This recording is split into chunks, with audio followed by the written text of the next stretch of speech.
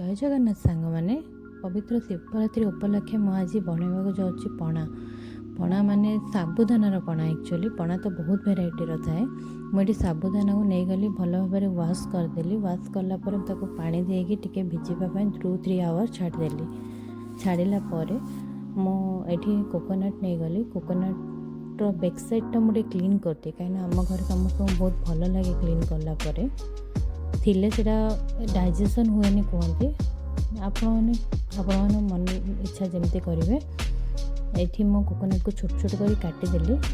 काटिकी ये मुझे गली टिके चीनी से गोलमरीच टिके इलायची ये छेना खंडे छेना दही हाफ कप मिल्क ठंडा कंचा मिल्क नहीं हाफ कप इक्वल ये साबुदाना पकईदेली मिल्क नेली पुणी चीनी नड़िया जहाँ भी मुझे रखी सब मिक्स करने रखीदेली। ये दही भी पकईदेली। आपने चाहिए छेनाटा भी पकई पारे बट मुझे पकई नी मुझे छेना को छाड़ी बाकी सब पकई ये मुझे ग्राइंडिंग करदेली। टिके ग्राइंडिंग करदेली।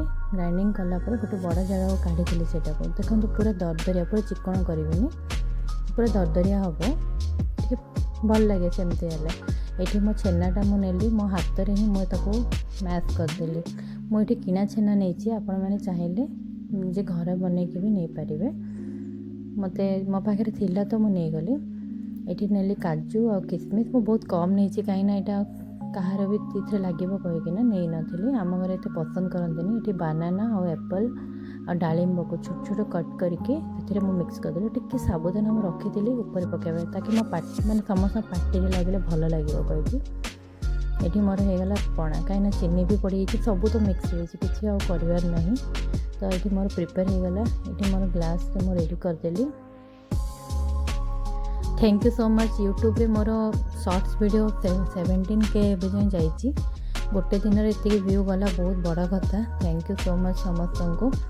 ये मो गार्निशिंग गोटे काजू नहीं गली काजू को बस रखीदेली तुलसी पत्र टे सजेदेली कहीं शिवरात्रि उपलक्षे